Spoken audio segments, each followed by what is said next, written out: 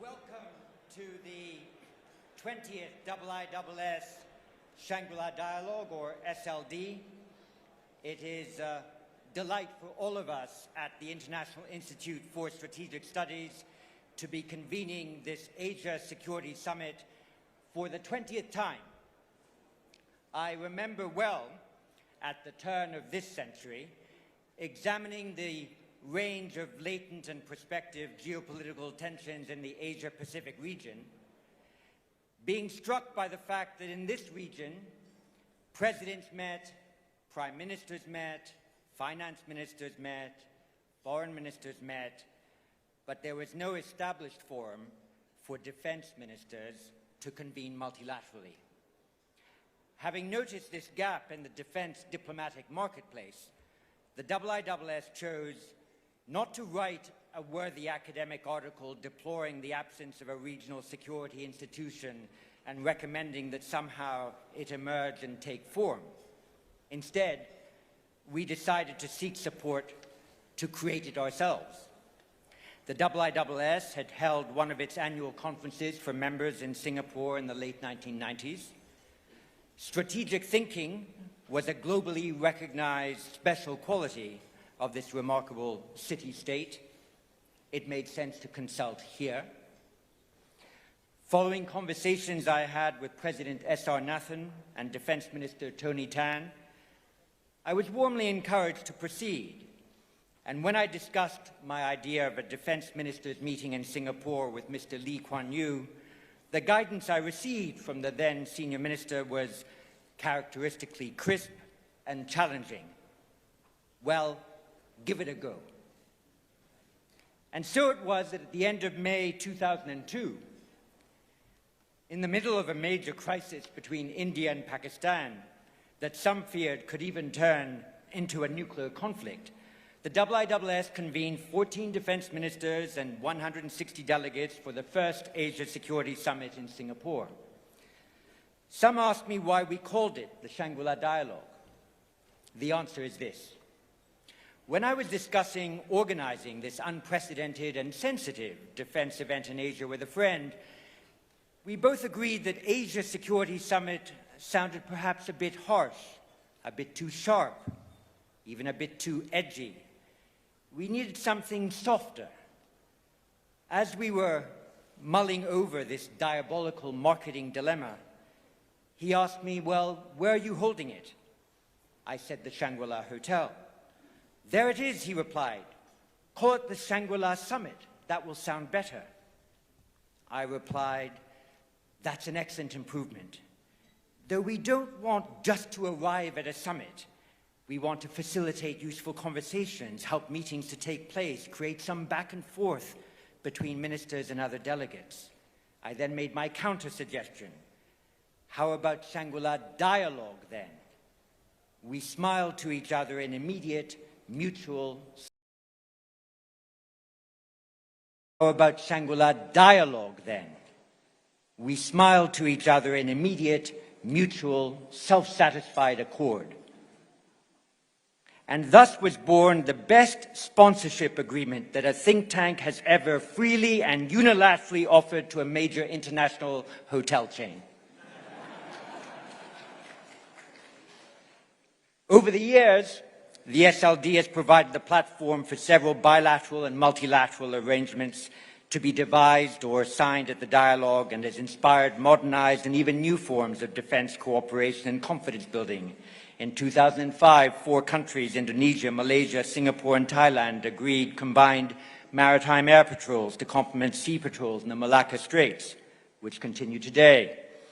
After Cyclone Nargis hit Myanmar in May 2008, ministers and military chiefs meeting at the SLD made important advances in determining the conditions by which humanitarian aid could be delivered to the people of Myanmar in a manner that was acceptable to the then government. Prior to the SLD's creation, the Five Power Defense Arrangement, or FPDA, had fallen into partial disrepair, but with the defense ministers of the UK, Australia, New Zealand, Singapore, and Malaysia all regularly attending the SLD, it became easy to refresh and revive the FPDA for contemporary purposes. ASEAN defense ministers attended the SLD from the start in 2002, and it was pleasing that in 2006, the first formal ASEAN defense ministers meeting took place in Kuala Lumpur, 4 years later, in 2010, the inaugural ADMM Plus, including ASEAN's 8 dialogue partners, also convened. The comfort levels earlier achieved at the SLD surely provided the incentives for the creation of these new formal institutions. The Shangri-La Dialogue will always take advantage of its informal character to allow some experimentation in the diversity of participants and the structure of the event to keep it fresh and at the forefront of strategic debate. The IISS has no agenda of its own in convening this dialogue other than to create the best possible environment for engagements, both public and discreet, and to inject useful freshness into the strategic debate. This is not an international relations conference. It's a defense ministers' gathering, where questions of strategy are properly front and center. Balance of power, arms control, alliance relationships, emerging technologies and doctrines of warfare, confidence-building measures, international law, national interest, and international stability are the inevitable key reference points. An important goal everyone here shares is to imagine and then create the conditions for strategic stability. Looking back, many rightly in this region are critical of the acrimony and rivalries that characterized the Cold War. Millions of people in many regions suffered because of that long Cold War. There was plenty of Cold War thinking to which we must never return. But not all Cold War thinking was bad. During the Cold War, the principles of mutual nuclear deterrence were developed that helped to prevent the actual use of those weapons. The complex units of account for nuclear arms control were formulated that helped to maintain an agreed balance of power. And arrangements for transparency and confidence building were institutionalized to facilitate diplomacy and to avoid unhappy military surprises between opponents. Despite the huge differences between the competing state systems, periods of détente were found and channels for strategic dialogue were maintained. Any stable security environment needs to find a place for these instruments of strategic peacekeeping, even if importantly adapted to different circumstances and regions. The Indo-Pacific Security Order is delicately poised. We are genuinely proud and frankly relieved that so many of you carrying those responsibilities are present. Spontaneity is rarely a prized feature of traditional diplomacy, but the opportunity provided here for unscripted exchanges or unprepared meetings, we hope might still bear fruit. An accidental diplomatic encounter is better than an accidental military incident. Quite properly, leaders coming to this region are keenly aware of the need to acknowledge ASEAN centrality. In the field of defense diplomacy, at least for one hard-working weekend in the year, I hope that we are permitted to pay decent tribute to Shangri-La Dialogue centrality. Acting Prime Minister Wong, Singapore government ministers, and senior officials, would you please accept the thanks of the IISS and all the international delegates gathered here for being such superb hosts and custodians of the IISS Shangri-La Dialogue process over 20 years.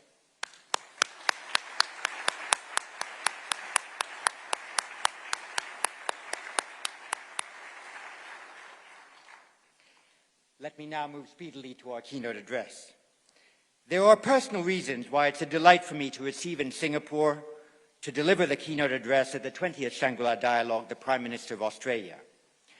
My supervisor, when I was studying for my DPhil at Oxford on French foreign policy in Africa, of all things, was the renowned Australian scholar Hedley Bull. He had authored the classic international relations work, The Anarchical Society, a title he would probably again choose if he were alive today and able to write on contemporary strategic issues. My first job was given to me by the then Australian director of the IISS, Professor Robert O'Neill, who sadly died in April of this year, but did so much when at the IISS to move the Institute's ship beyond its North Atlantic bearings and drop anchor from time to time in other parts of the world, notably in Asia. Those fine Australians, along with many others of their generation, like Professor Coral Bell, did much to teach a younger generation of analysts during the 1980s how to think strategically. The IISS is committed through its Southeast Asian Young Leaders Program to recruit the best regional researchers of the successor generation. I still pass on to young analysts at the IISS the most important thing Hedley Bull taught me, which he summarized in a tidy epigram. Thinking is also research. I conclude from the two inspirational persons I have cited, one Singaporean, one Australian, that finding the right balance between thinking and giving it a go is the task of all strategists, whether civilian or military, political or commercial. Prime Minister Albanese, everyone here recognizes that Australia, under your leadership, has accelerated its defense and security engagements with many Southeast Asian and Pacific Island nations, as well as larger powers such as India and Japan. Your administration has moved expeditiously to complete and publish a defense and security review, and you have been present at all recent major international gatherings at which the international order has been discussed. All of us look forward to your setting the agenda for our deliberations. Prime Minister, the floor and this podium is yours. Thank you.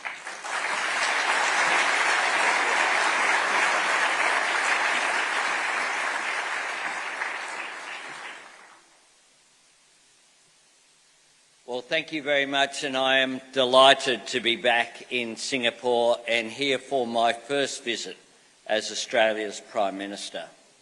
I'm grateful to Acting Prime Minister Wong for a very positive and productive leaders' meeting this morning, and I wish my friend Prime Minister Lee a speedy recovery. And I'm deeply honoured that the International Institute for Strategic Studies has invited me to deliver the keynote address at this year's Shangri-La Dialogue. For 2 decades, this highly respected forum has brought together experts in both defence and diplomacy. Long-standing recognition that building peace, security and stability depend on both strategic capability and diplomatic capacity, reinforcing each other.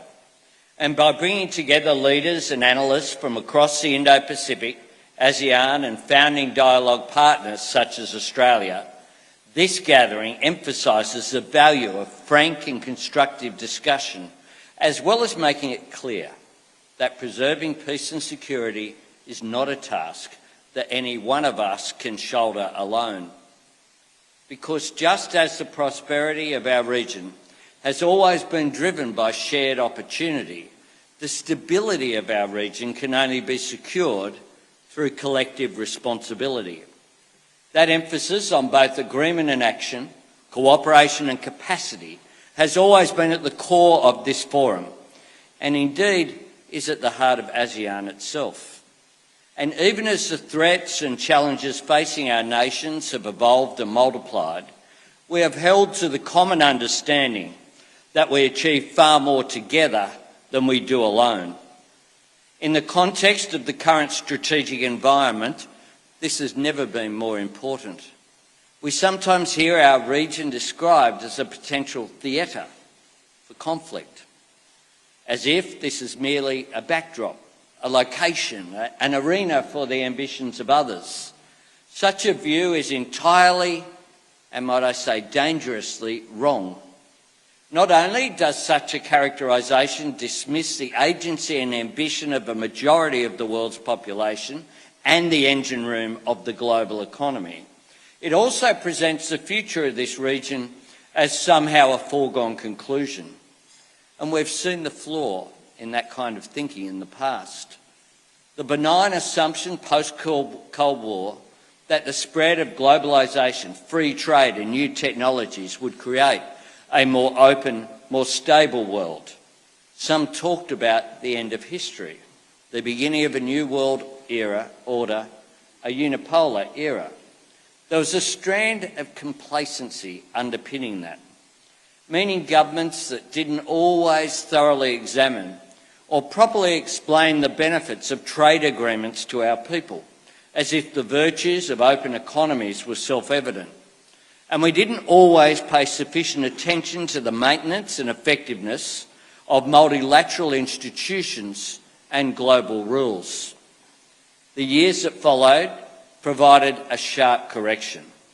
The rise of nativism and isolationism, a land war in Europe, and the biggest conventional military build-up since the Second World War in our own region.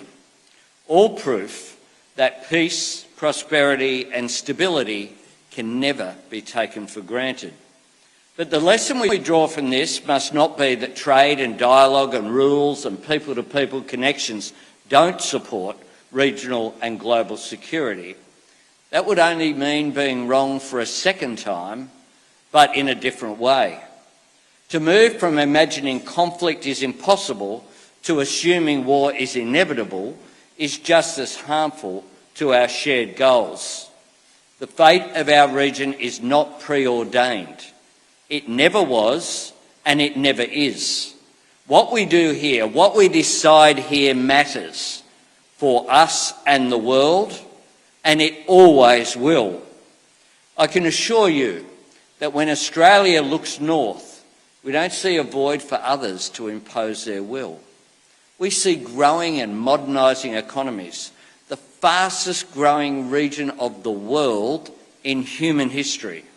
We see the drivers of the global transition to net zero. And we see a community of nations whose actions and decisions are essential to building prosperity and preserving peace in the Indo-Pacific. Peace is not a gift, and it's never a given. It's not the default setting of any part of the world. It has to be built, pursued, defended and upheld. And when nations such as ours choose to promote peace, we are not opting out from the big questions of security and stability. We are not choosing the smooth ride or the passive course. We are committing to a whole-of-nation effort. And that's my government's focus in Australia, investing in our capability and investing in our relationships, strengthening our deterrence and our diplomacy, and bringing both to our presence in this region, directing both to the ongoing task of maintaining an environment that enables economic competition and guards against strategic conflict. A region and a world where two countries can disagree, even very firmly, without that disagreement ending in disaster. Central to this is the word of the moment, guardrails. Now, I'm a former Minister for Infrastructure, so I confess that when I hear guardrails, my mind goes straight to the safety barriers on the side of major roads. But that's actually not a bad way of thinking about what is being proposed, because this isn't about a policy of containment. It's not a question of placing obstacles in the way of any nation's progress or their potential. This is a matter of simple, practical structures to prevent a worst-case scenario. And the essential precondition for this is, of course, dialogue. Australia strongly supports the renewed efforts from President Biden's administration to establish reliable and open channels of communication between the governments of the United States of America and the People's Republic of China. I want to recognise the very important speech that Prime Minister Li gave in China recently on this subject, where he said this: "Big powers have a heavy responsibility to maintain stable and workable relations with one another, because the alternative, the silence of the diplomatic deep freeze, only breeds suspicion, only makes it easier for nations to attribute motive to misunderstanding, to assume the worst of one another. If you don't have the pressure valve of dialogue, if you don't have the capacity at a decision-making level to pick up the phone, to seek some clarity or provide some context, then there is always a much greater risk of assumptions spilling over into irretrievable action and reaction. The consequences of such a breakdown whether in the Taiwan Strait or elsewhere, would not be confined to the big powers or the site of their conflict. They would be devastating for the world. And that's why, as leaders in this region, and indeed as citizens of it, we should be doing everything we can to support the building of that first and most fundamental guardrail.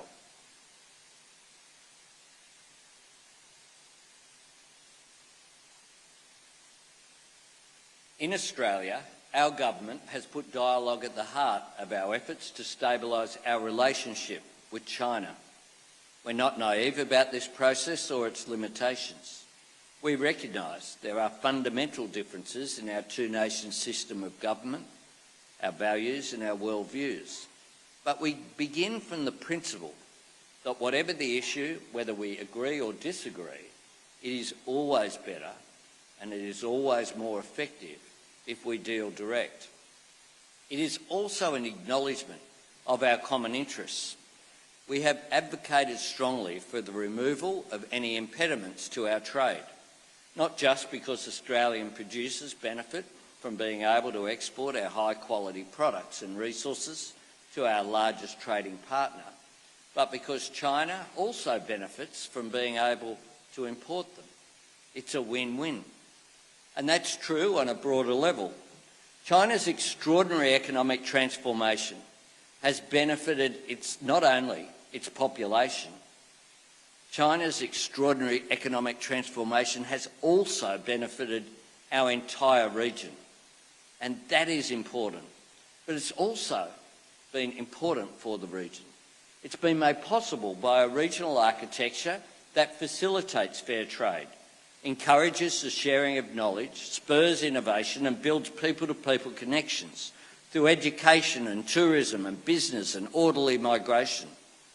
American leadership has been an indispensable part of this, but we have all played our part, creating a prevailing climate of peace and stability secured by sovereignty.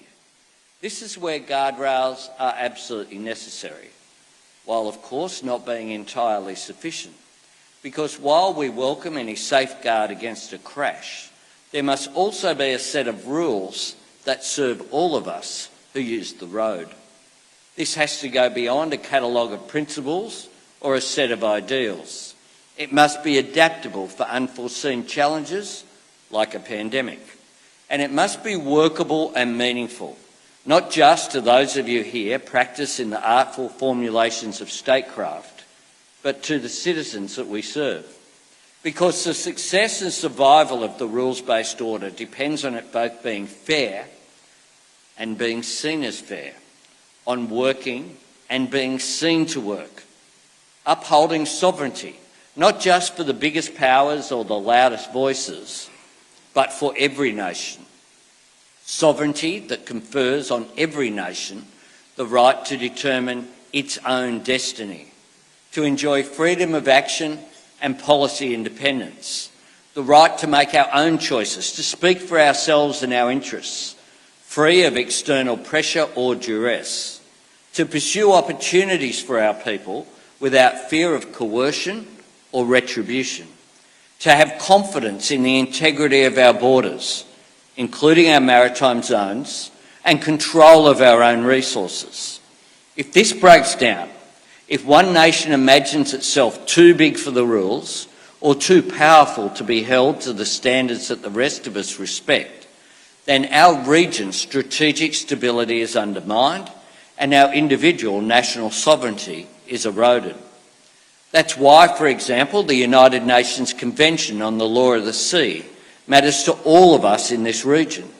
Its role is not simply to adjudicate on an incident-by-incident basis.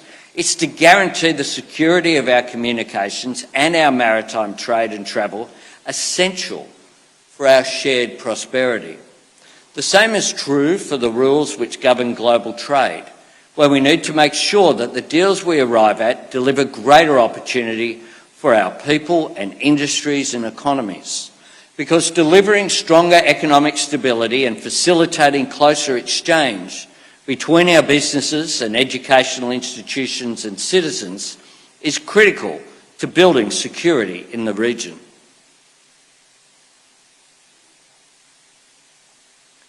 for as long as Australia has made our own foreign policy. Our alliance with the United States has been central to it. Ours has always been a bond of shared values, and it remains a partnership of shared strategic interest, a common determination to preserve stability, prosperity and peace. Australia has also helped to build the regional architecture that has grown to be so important for stability in our region, including recognising the centrality of ASEAN. Of course, Australia has also always been a strong supporter of multilateral institutions and a constructive contributor to them. A great Australian, former Labor leader Doc Evatt, played an instrumental role as an advocate for the formation of the United Nations and was a driving force in the drafting and proclamation of the Universal Declaration of Human Rights. For Evatt and Australia, this was a matter of principle and practicality, because he didn't want the future entrusted to a great power piece alone. He wanted middle powers and smaller nations to have a seat at the table and to be able to make a contribution to their collective security. The wisdom of that approach endures.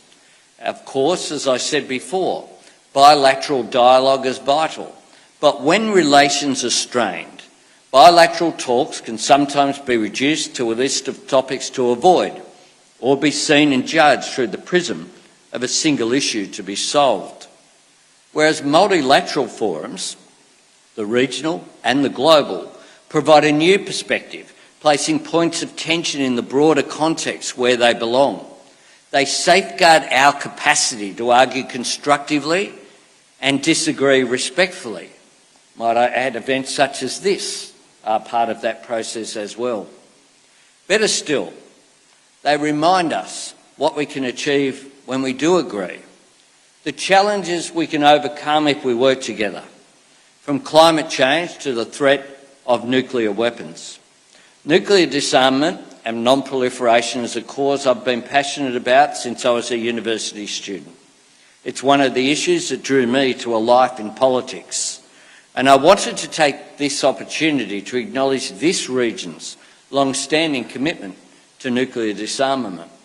From the creation of the Nuclear Non-Proliferation Treaty in the 1970s, through to the Comprehensive Nuclear Test Ban Treaty and the Bangkok Treaty in the 1990s, the citizens of this region have shown an unflinching commitment to preventing the spread of these destructive, inhumane and indiscriminate weapons, recognising from the outset that this vital process could not be safely left to the Cold War mindset, with nations operating as counterbalancing pairs. It depended on multilateral rulemaking. Of course, we know this is not a danger that belongs only to history. North Korea's extraordinarily reckless launch of ballistic missiles and Russia's reprehensible threats to use nuclear force underscore the ongoing necessity of cooperative action and global rules to drive disarmament. Multilateral forums also remind us of the opportunities we can grasp if we cooperate in everything from sustainable development to the global shift to clean energy. This understanding is at the heart of Australia's comprehensive strategic partnership with ASEAN, where we are seeking to provide practical support for the outlook on the Indo-Pacific. Because while our existing trade agreements play an important role, we recognise we need to do more here in the region. And that's why my government appointed Australia's first Special Envoy for Southeast Asia, Nicholas Moore, who is driving Australia's Southeast Asia economic strategy to 2040. The strategy will identify new opportunities to strengthen our shared economic future. It will build on Australia's existing contribution to the key needs of Southeast Asian countries, particularly energy security, food security and infrastructure investment. It's that same spirit of practical partnership that drives our engagement with the Pacific Island Forum, working with our partners, our equals, our neighbours and our family on the basis of respect And whether it is in Australia's engagement in the Pacific, our support for ASEAN and the East Asia Summit, our founding pride in APEC, our faith in the leadership of the G20, none of this is altered or supplanted by our participation in the revitalised Quad or indeed our new AUKUS agreement. Before I stood alongside President Biden and Prime Minister Sunak to announce Australia's pathway to acquiring conventionally armed nuclear-powered submarines, I ensured that my government spoke with every ASEAN and Pacific partner and many other nations. More than 60 calls, being open and transparent with the region about our intentions, being clear with the region and the world that Australia remains strongly committed to our obligations under the NPT and the Treaty of Rarotonga, and as well to cooperating with the International Atomic Energy Agency to set the highest standards for any country acquiring this capability. More broadly, I think my friend President Widodo made a really valuable point in the course of talking about the goal of making the region a stable and peaceful one when he said that the Quad and AUKUS should work as partners and not competitors.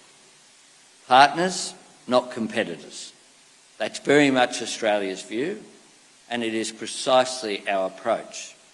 The submarines we are acquiring, the single biggest leap in Australia's defence capability in our history, reflect our determination to live up to those expectations, to be a stronger partner and a more effective contributor to stability in our region.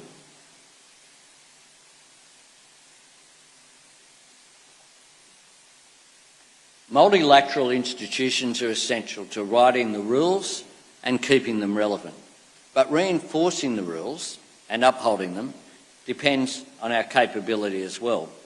Because Australia was not just one of the first countries to work on creating the United Nations. We were also part of the first UN peacekeeping mission, supporting the independence of Indonesia, backing our words with our deeds. Our government's investments in new capability and technology and personnel are unapologetically about our national defence and our national sovereignty. But they are also an investment in regional stability, strengthening our capacity to contribute to the collective security of the Indo-Pacific, from shared peacekeeping missions such as the Regional Assistance Mission in the Solomon Islands, to providing essential support in times of humanitarian and environmental disaster, most recently in Vanuatu. Australia is determined to deepen this cooperation with more shared exercises building on the recent success of Talisman Sabre and our flagship regional engagement activity, Indo-Pacific Endeavour. In boosting our nation's defence capability, Australia's goal is not to prepare for war but to prevent it through deterrence and reassurance and building resilience in the region, doing our part to fulfil the shared responsibility all of us have to preserve peace and security, and making it crystal clear that when it comes to any unilateral attempt to change the status quo by force, be it in Taiwan, the South China Sea, the East China Sea or elsewhere, the risk of conflict will always far outweigh any potential reward. Can I conclude by saying that before Shangri-La was an important dialogue, or indeed the name of a hotel, it was an old story. The tale of a remote mountain paradise where time passed more slowly, safely cut off from the cares of the world. Yet for us, as leaders and thinkers and decision makers, Shangri-La is about dealing with uncertain, uneven, fast-moving complexity. Even in the life of this forum, we can see how quickly the ground can shift. When this dialogue first convened, it was in the shadow of the September 11 attacks and on the threshold of new wars in Afghanistan and Iraq. When Kevin Rudd became the first Australian Prime Minister to address this forum in 2009, he said the question at the forefront of every nation's mind was the global financial crisis. He also cautioned against strategic drift and emphasised the need for robust structures in a dynamic environment. We could see the wisdom of that by the time Prime Minister Malcolm Turnbull spoke here in 2017, warning of fighters in Syria and Iraq seeking to return to this region and the need for revitalised cooperation against the emerging threat of cybercrime. We can never know for sure the timing or indeed the nature of the next shock that our region will face. The test for all of us is not predicting when that challenge will arise, it's how we respond when it does. Recognising our collective agency and our shared responsibility, understanding that there is no security to be found in isolation, no growth or prosperity to be gained from closing ourselves off from the world, no stability without respect for sovereignty, no lasting peace without engaging with each other and working together. That's why Australia is invested and engaged and committed to Asia and the Indo-Pacific. Australia is engaged, not as a spectator or a commentator, not calling for others to act while we stand and watch, not urging nations down a path we are not prepared to walk ourselves. Australia is engaged as a champion for peace and prosperity in the region and the world, and as a constructive and committed contributor to the solutions, the challenges that all of us will face in the years ahead. Investing in our capability and investing in our relationships, working to shape the future, not waiting for the future to shape us. Thank you very much.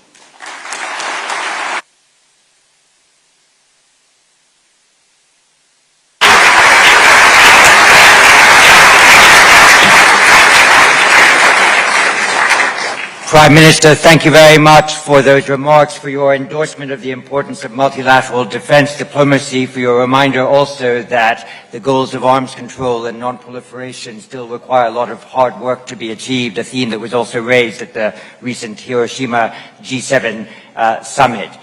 We can take one or two questions before going to dinner. Tomorrow morning you'll be dazzled by the technology of the question and answer period. Tonight it'll be a rather old-fashioned raise your hand. If I can recognize you, a microphone will gravitate towards you. I see you and Graham there. If you stand, the microphone might move at even greater speed. There you go. Question is yours. Go ahead. Prime Minister, you referenced Singapore Prime Minister Lee's recent speech in China.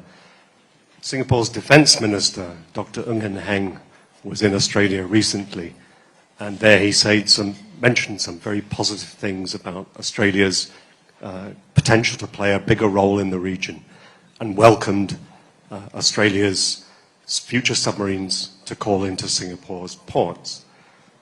But he also said something surprising, at least I found it surprising, that he said that Australia was not just an Indo-Pacific country, but an Asian country. And it's interesting to me because it's not just about Australia's strategic interests, but Australia's strategic identity. And although I suspect that went down well in Canberra, that identity has other claims upon it. Australia claims to be part of the South Pacific family. Australia has two formal allies, New Zealand and the United States. Both are members of the Five Eyes intelligence community, which is Anglophone in nature. Although the Anglosphere is seen as somewhat passé, it also has a claim, I think, in some senses, to Australia's strategic identity. So I'd just be interested how that sits with your definition of Australia's strategic identity. How would you define it, and where would you locate it? Well, thanks very much for the question. We are, like other nations, a product of our history. And our history is with the exception of the oldest continuous culture on earth, which is still there, that we are proud of, We are a former, of course, British colony, but located with Asia to our north, the Pacific Ocean to our east, and the Indian Ocean, indeed importantly as well, to our west. We're a large nation. We value our alliances, which are there and were forged during the Second World War under John Curtin.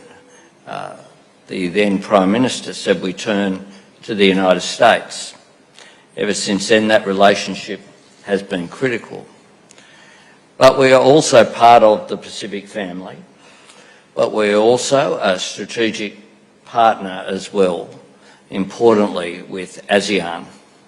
And if you look at my personal engagement and the engagement of my government, historically as well, particularly Labor governments have looked to our north. Our Foreign Minister, Penny Wong, has visited all of the ASEAN nations and every single Pacific Island Forum nation as well. I myself have visited Singapore, Cambodia, Indonesia twice, Papua New Guinea and Japan 3 times in the region. Our focus, we are part of this region. Increasingly as well, if you go to Australia, what you'll see is those close connections which are there. So my friend, the Singaporean Defence Minister, of course, when he was in Australia recently, he would have been visiting as well, I'm sure, the support that we give to his men and women in the Singaporean Defence Force who are trained and present there in Queensland and in other parts of Australia. Those direct linkages are really important. The relationship that we have in our region is important as well. And I think it is a matter of Australia as a middle power.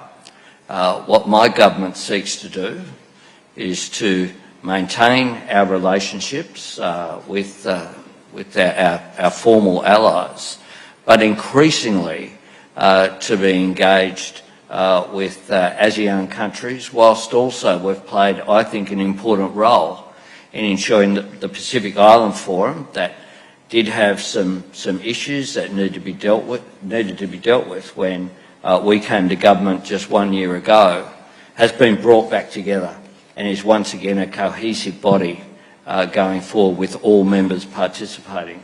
And that's important. We seek to bring together people and nations in every possible forum that we can. And I think that is a role that a nation such as Australia can play, being a force for dialogue, being a force for more unity, less division, trying to engage in a constructive way, looking for common purpose, not looking for disagreement. Disagreeing where we must with our values, which we maintain, but trying to look to bring together nations in a more coherent way. That's the driving force of my government. It's one of the reasons why we've participated in so many of the global forums, and I think that we have also encouraged, we have an improved relationship with China. We want to cooperate where we can with China as well, and we see that as a positive thing. The dialogue had broken down. There is now dialogue. It is always good for people to develop understanding and engagement. Prime Minister, that question was so comprehensive and your answer so complete that I think the audience is very satisfied and ready to offer you the supper for which you have sung. So thank you very much indeed.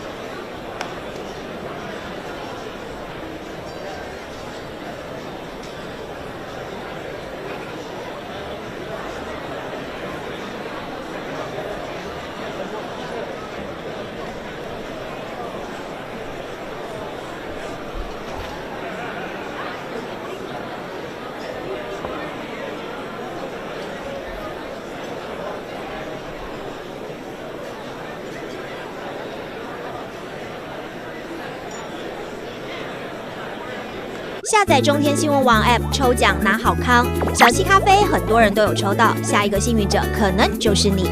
國立海洋科技博物館門票1張，位在基隆的國立海洋科技博物館，最棒的親子一日遊室內景點，快來試試手氣哦！下載中天新聞網 App 參加抽獎。新北水岸河濱自行車租借優惠券，平日租借只要5折，立刻下載中天新聞網 App 參加抽獎，就有機會5折暢遊新北水岸。宜蘭蘇澳立槳衝浪體驗優惠券，你有玩過立槳嗎？沒有的話，今年夏天不妨趕快體驗一下，快來抽9折券。旺幣最高一次抽到300枚旺幣，累積足額可以換快點購折價券。下載中天新聞網 App 後，輸入推薦代碼，任選一個賬號註冊，填寫完資料，來到中天復古樂園戳戳樂，上面有5項大獎項等你抽，趕快來下載中天新聞網 App 抽獎拿好康。